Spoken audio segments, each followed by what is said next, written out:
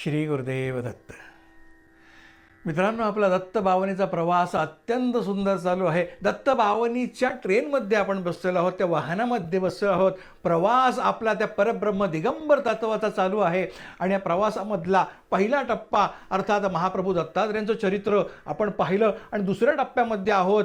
आणि दुसऱ्या टप्प्यामध्ये सुद्धा मागच्या एपिसोडमध्ये आपण काय पाहिलं? आपण पाहिलं पिठापूर आंध्र प्रदेशामध्ये आपळराज आणि सुमती राहत होते आणि त्यांच्या उदरी कसा तो दिगंबर तत्व महाप्रभू जन्मास आला. 1320 साली भाद्रपद शुद्ध चतुर्थीच्या दिनी श्रीपाद श्री वल्लभ नाम धारण करून जगाच्या कल्याणाकरता. आणि मग पुढे आपण पाहिलं गृहस्थाश्रमात ते गेलेच नाहीत. ब्रह्मचर्याश्रमातून थेट संन्यासाश्रमामध्ये त्यांनी प्रपंच पाहिलाच नाही. परमार्थासाठी जगाच्या कल्याणाकरता देश भ्रमणाकरता ते निघून गेले. कुठे कुठे गेले? हिमालयात गेले, बद्री केदारला गेले, नारायणाचं दर्शन घेतलं, वाराणसीला गेले, तिथून महाराष्ट्रामध्ये गोकर्ण क्षेत्री आले, महाबळेश्वर या ठिकाणी तिथे काही वर्ष त्यांनी वास्तव्य केलं आणि त्यानंतर अंती कुठे स्थायिक झाले?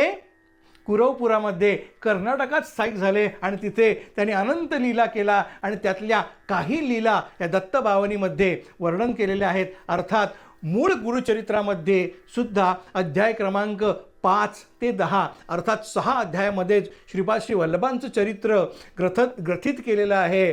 आणि हे 6 अध्याय 52पैकी 6 अध्याय तिथले आणि इथे 52 श्लोकांपैकी तीनही म्हणता येणार नाही, 2.5 श्लोक जे आहेत त्याच्यामध्ये श्रीपाद श्री वल्लभांचं चरित्र बद्दिस्त केलेलं आहे, कथित केलेलं आहे, ओवीबद्ध केलेलं आहे. त्या 3 ओव्या कुठल्या? एक जी आपण मागच्या वेळेस पाहिली ती अर्थात जोई द्विजस्त्री केरो स्नेह थयो पुत्र तो निस्संदेह स्मर्त्रगामी कलितार कृपाळ. आणि आता आपण आज काय पाहणार आहोत? तार्यो धोबी छेक गमार पेट पीड थी तार्यो विप्र ब्राह्मण शेठ उगार्यो क्षिप्र. आता मी 2.5 का बरं म्हटलं तर ह्यातलं पेट पीड थी तार्यो विप्र जे आहे ते दृश्य सरस्वती स्वामींच्या अवतार कार्यामधला तो एपिसोड आहे, ते चरित्र आहे, ते लीला आहे. त्याच्यामुळे आपण ती आजच्या एपिसोडमध्ये घेणार नाही आहेत. आजच्या एपिसोडमध्ये आपण 3 गोष्टी पाहणार आहोत. कुठल्या? एक तार्यो धोबी छेक गमार, दुसरी ब्राह्मण शेठ उगार्यो क्षिप्र आणि तिसरी यवन राजनी टाळी पीड. आता तुम्ही म्हणाल यवन राजनी टाळी पीड ही घटना सुद्धा नृसिंह सरस्वतींच्या स्वामींमध्ये येते. Then why double standard? You are skipping one but you are choosing another one. हे असं का बरं? याचंच उत्तर आपण आजच्या एपिसोडमध्ये शोधणार आहोत. तेव्हा नमस्कार मित्रांनो, मी राजेश चव्हाण आणि आपण पाहत आहात बिटवीन द लाईन्स. स्मर्त्रगामी कलितार कृपाळ तार्यो धोबी छेक गमार. एका गंवार, एका अडाणी अशा धोब्याला सुद्धा तू तारलंस. अरे ही काय गोष्ट आहे? तर ही गोष्ट येते मित्रांनो गुरुचरित्राच्या 9व्या अध्यायामध्ये. म्हणजे आपण जी त्यांच्या जन्माची गोष्ट पाहिली आपळराज आणि सुमती यांच्या उदरी, ती 5व्या अध्यायामध्ये अध्याय नंबर 6 आणि 7 मध्ये गोकर्ण क्षेत्र महिमा सांगितलेला आहे. 8व्या अध्यायामध्ये एका माता आणि तिच्या पुत्राची गोष्ट आहे, अत्यंत सुंदर गोष्ट आहे. आणि त्याच्या पुढचा अर्थात 9व्या अध्यायामध्ये ह्या परिटाची अर्थात धोब्याची गोष्ट येते. होतं असं की कुरवपुरात असताना श्रीपाद श्री वल्लभ स्नानाकरता गंगेमध्ये जायचे. आता जो नित्य शुद्ध आहे, जो दिगंबर आहे, मुळात जो दिशा हेच वस्त्र पांघरणारा आहे, त्याला खरं तर शुचिरभूत होण्याकरता गरजच नाही आहे, कारण तो नित्य शुद्ध आहे. परंतु लौकिक जीवन जगत असताना त्यांनी आपल्याला काही बंधनं घालून घेतलेले आहेत आणि याकरता लौकिक स्वरूपामध्ये शुचिरभूत होण्याकरता नित्य नियमानी श्रीपाद श्री वल्लभ जे आहेत ते गंगेमध्ये जात असत आणि स्नान करत असताना तिथेच बाजूला एक धोबी त्यांना नेहमी पाहत असे. कपडे धुण्याकरता तो तिकडे येत असे आणि त्यांना पाहून त्याला अत्यंत प्रेम वाटत असे त्या धोब्याला, त्या परिटाला. आणि त्याचं एक अनुसंधान जुळलं आणि जाता येता तो त्यांना अत्यंत प्रेमभावाने नमस्कार करू लागला. आणि श्रीपाद श्री वल्लभ सुद्धा त्याच्याकडे कृपालोचनांनी पाहू लागले. त्या नजरेमधलं वात्सल्य त्यांनी ओळखलं, त्यांनी त्याला कैद केलं आणि मग तो सेवासुद्धा करू लागला. श्रीपाद श्री वल्लभांचा जो वसतिस्थान होतं, जो आश्रम होता, त्या ठिकाणी झाडलोट करणं, त्यांची सेवा करणं, अशा छोट्या छोट्या गोष्टी तो करू लागला. आणि अशातच एक घटना काय घडली, जेव्हा श्रीपाद श्री वल्लभ स्नानाकरता गेलेले असताना हा धोबी जो आहे तोही त्याचं काम करत होता त्या घाटावरती, त्या तीरावरती. आणि तेव्हा त्यांनी काय पाहिलं, एक राजा जो आला आपल्या सगळ्या लवाजम्यासहित, आपल्या स्त्रियांसकट, आणि तिथे नौका विहार करताना त्याचं ते सगळं वैभव बघितलं. आणि ते वैभव पाहून या पर्यटकाच्या मनामध्ये कल्पना आली, विचार आला की आहा, काय काय पुण्य आहे, काय आयुष्य आहे. अरे आयुष्य असावं तर ह्या राजासारखं असावं. काय सगळे उपभोग आहेत. वा वा वा, काय मोठी तपश्चर्या केली असेल ह्या आत्म्यानी. काय मोठा कृपाप्रसाद झाला असेल भगवंताचा की त्याला हे सगळे उपभोग मिळाले, हे ऐश्वर मिळालं, हे आयुष्य मिळालं, अशी मनामध्ये कल्पना येऊन गेली. आणि जो सर्वज्ञानी आहे, अंतर्ज्ञानी आहे, ते श्रीपाद श्री वल्लभांनी आपल्या भक्ताच्या मनात काय चाललं आहे ते नेमकं हेरलं आणि विचारलं, काय रे बाळा, काय तुझ्या मनात चालू आहे. म्हणाला, काही नाही, आपल्या चरणांचं दर्शन झालं, आपल्या चरणांशी रत आहे, आयुष्यात अजून काय पाहिजे. पण श्रीपाद श्री वल्लभ जाणून होते, म्हणाले, बोल, निसंकोचपणे बोल. तेव्हा तो धोबी म्हणाला की मनामध्ये इच्छा उत्पन्न झाली की या राजासारखे भोग आपल्याला भोगायला मिळावेत, राजा म्हणून आयुष्य जगावं.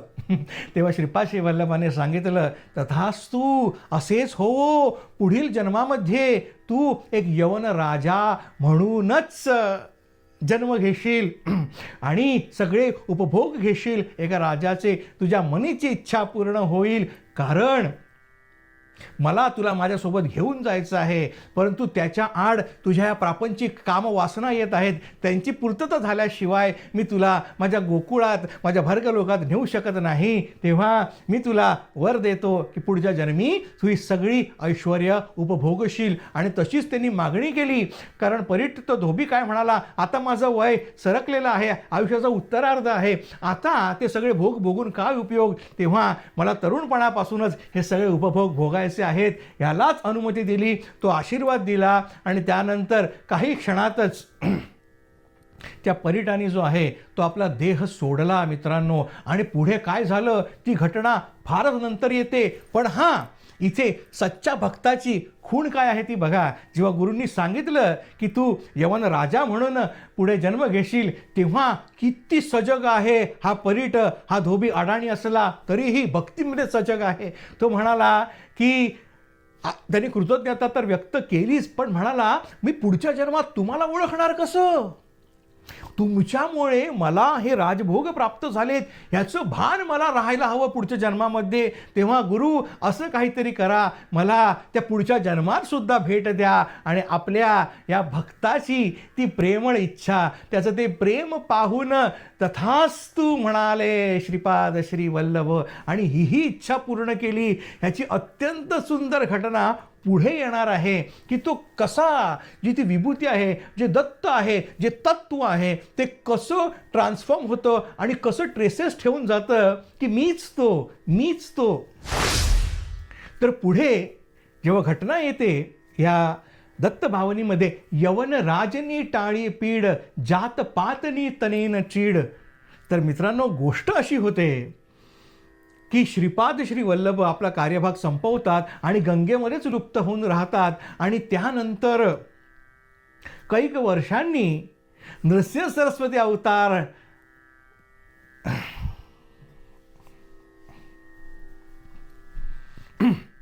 आता गोष्ट अशी घडते मित्रांनो, श्रीपाद श्री वल्लभांचा जन्म 1320 मधला, 14व्या शतकातलाच. परंतु आपलं अवतार कार्य त्यांनी संपवलं कुठे, गंगेमध्येच. ते लुप्त झाले, जे गेले ते परत आलेच नाहीत आणि कोणाला कुठेच त्यांचे ट्रेसेस सापडले नाहीत. त्यानंतर थेट कुठे, कारंजा ग्रामी.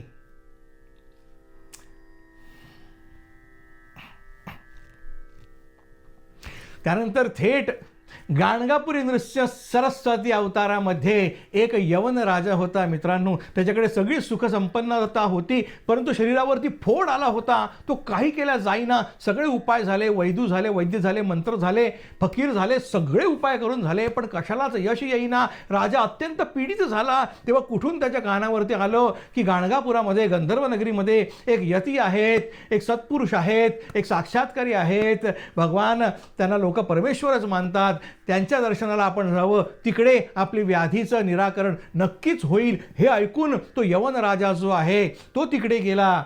आपल्यासमोर लवाजम्यासहित गेला नृसिंह सरस्वतींच्या दर्शनाकरता, आणि त्याला पाहिल्यानंतर नृसिंह सरस्वतींच्या मुखातून उद्गार निघाले, काय रे परिटा, काय रे धोब्या, कसा आहेस?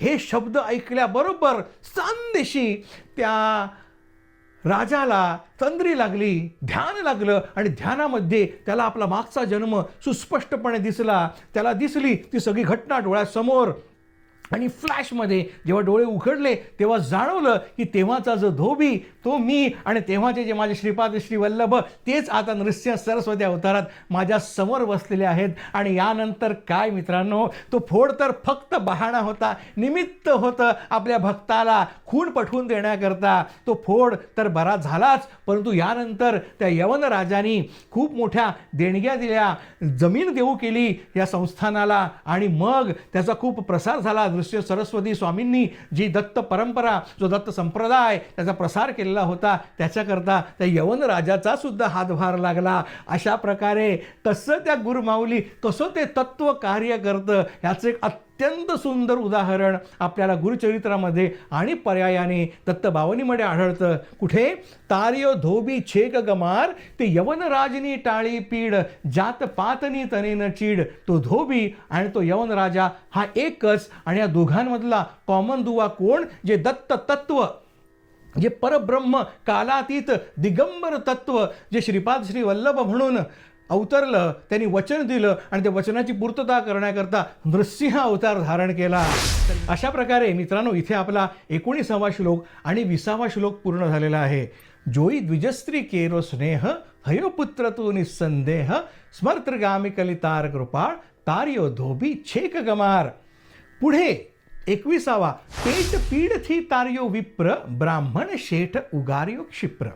आता पेट पीड थी तार्यो विप्र ही जी लीला आहे ती नृसिंह सरस्वतींच्या चरित्रामध्ये आहे, त्याच्यामुळे त्याचा विस्तार आपण इथे करणार नाही आहोत आजच्या एपिसोडमध्ये. पुढचं जे आहे ब्राह्मण शेठ उगार्यो क्षिप्र, ती कथा आपण थोडक्यात पाहणार आहोत, कारण ती कथा श्रीपाद श्री वल्लभांचीच आहे.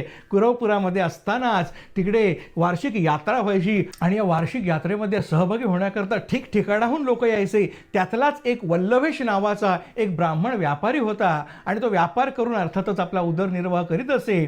एका वर्षी यात्रेसाठी आलेला असताना त्यांनी मनोमन एक नवस बोलला श्रीपाद श्री वल्लभांना की ह्या वेळेस अमुक अमुक मी व्हेंचर करायला चाललेलो आहे, त्या माझ्या व्हेंचरमध्ये जर का मला यश मिळालं, मला जर धनप्राप्ती झाली अमुक तमुक, तर पुढच्या खेपेला पुढच्या वर्षी जेव्हा यात्रेसाठी येईन तेव्हा मी सहस्त्र ब्राह्मणांना भोजन घालीन, इच्छा भोजन देईन. जर का माझ्या मनीचं हे जे इप्सित आहे, माझ्या मनीची इच्छा जी आहे ती जर पूर्तता झाली तर, आणि मग गुरुची कृपा झाली, व्यापारामध्ये नफा झाला, प्रचंड धनप्राप्ती झाली, आणि आपला नवस फेडण्याकरता तो वल्लभेश पुढच्या वर्षीच्या यात्रेला येण्याकरता निघाला. ते प्रचंड धन घेऊन सहस्त्र ब्राह्मण भोजनाचं आपलं व्रत जे आहे, आपला संकल्प जो आहे त्याची पूर्तता करण्याकरता. पण वाटेत असलेल्या काही लोकांना, काही कपटी लोकांना, काही चोरांना ती बातमी कळाली, आणि त्याबरोबर त्यांनी आपण सुद्धा कुरवपुरास चाललेलो आहोत, आपण सुद्धा यात्रेकरता चाललेलो आहोत असं करून त्याच्याशी सल्लगी केली, मैत्री तात्पुरती केली, आणि एका रात्री अवसानघात केला, त्याचा खून पाडला, त्याला ठार केलं. त्याची सगळी संपत्ती, जे धन तो घेऊन चाललेला होता ते लुटलं त्या सगळ्या दरोडेखोरांनी. आणि त्याच क्षणी समोर एक यती आला, भस्मांकित त्रिशूळ हातात धारण केलेलं, आणि खटवांग म्हणजे पार्वतीचं अस्त्र, आणि त्रिशूळ म्हणजे शंकराचं, हे दोन्ही अस्त्र घेऊन तो आला. आणि त्यांनी त्या सगळे दरोडेखोरांना यमसदनी धाडलं आपल्या त्रिशूळाने आणि खटवांगांनी. आणि त्याच्यामधला शेवटचा एक जो आहे तो दरोडेखोर उरला, त्याचे पाय लटलटू लागले, थरथरू लागला, क्षमायाचना करू लागला की अहो यती, माझी तर ह्याच्यामध्ये काहीच चूक नाही, ह्यांनी मला फूस घातली म्हणून मी आलो, परंतु ह्याच्यामध्ये माझा काही संबंध नव्हता, मी फक्त त्यांच्या बरोबर होतो, ह्या पापामध्ये तसा मी थेट सहभागी नाही. आणि हे ऐकल्यानंतर ते कृपामूर्ती श्रीपाद श्री वल्लभ, जो यतीचा अवतार धारण केलेले होते, शिवाचा अवतार धारण करून त्या ठिकाणी आलेले होते, त्यांनी त्याला अभयदान दिलं आणि म्हणाली, भस्मांकित संपूर्ण शरीर होतं, त्यांनी आपल्या झोळीमधलं भस्म त्याच्या हातामध्ये दिलं आणि म्हणाले ह्याच्या सर्वांगावरती ते भस्म शिंपड. त्याप्रमाणे त्यांनी मांडीवरती मस्तक ठेवलं त्या वल्लभेशाचं, आणि ती उदी जी आहे ते भस्म जे आहे ते त्याच्या शरीरावरती शिंपडलं. आणि काय आश्चर्य, त्या क्षणाला तो मृत झालेला ब्राह्मण शेठ जो आहे तो जिवंत झाला आणि त्या क्षणाला तो जो यती जो आहे तो तिथे अवतरला होता त्रिशूळ आणि खटवांग घेऊन, तो सुद्धा लुप्त झाला. आणि त्या दरोडेखोरांनी, त्या चोरांनी सगळी घडलेली घटना जेव्हा वल्लभेशला सांगितली तेव्हा त्याला खूण पटली की हा चमत्कार दुसरा कोणीही करू शकत नाही, हाच तो माझा स्वामी श्रीपाद श्री वल्लभ. मनात अत्यंत कृतज्ञता व्यक्त केली, स्वतःचं धनही मिळालं, गेलेला जीवही परत मिळाला आणि अत्यंत आनंदाने ते कुरवपुरामध्ये आले आणि आपला सहस्र ब्राह्मण भोजनाचा संकल्प त्यांनी पूर्ण केला. अशा प्रकारे श्रीपाद श्री वल्लभांनी काय केलं, ब्राह्मण शेठ उगार्यो क्षिप्र, जो मृत झालेला होता त्या ब्राह्मण शेठला त्यांनी पुनर्जीवित केलं आपल्या कृपेनी, आपल्या कारुण्यानी, आपल्या भक्त वत्सल तत्परतेनी. आपल्या भक्त रक्षण कर्तव्याचं पालन करण्याकरता ती मूर्ती अवतरली. अशा प्रकारे श्रीपाद श्री वल्लभांचं चरित्र, त्यांच्या लीला ज्या दत्तबावनीमध्ये आहेत त्या इथे संपन्न होत आहेत. इथून पुढच्या 35 पर्यंतच्या ओव्यामध्ये आपण नृसिंह सरस्वती स्वामींचं लीला, त्यांचं चरित्र, त्यांचं गुणगान करणार आहोत. मित्रांनो, अत्यंत सुंदरपणे आपला हा प्रवास चालू आहे दत्तबावनीचा. ॲज आय सेड, दत्तबावनीच्या ट्रेनमध्ये आपण बसलेलो आहोत आणि दुसरं स्टेशन, दुसरा प्रवास जो आहे त्याचा टप्पा आज आपण पार केलेला आहे श्रीपाद श्री वल्लभांचा. आणि आता आपली ट्रेन पुढच्या टप्प्यामध्ये प्रवेश करते आहे, Nrusimha Saraswati. So please fasten your seat belt, get ready to explore कृपा, प्रसाद, grace and blessings of Nrsimha Shri Saraswati. Avadhoot चिंतन. श्री गुरुदेव दत्त.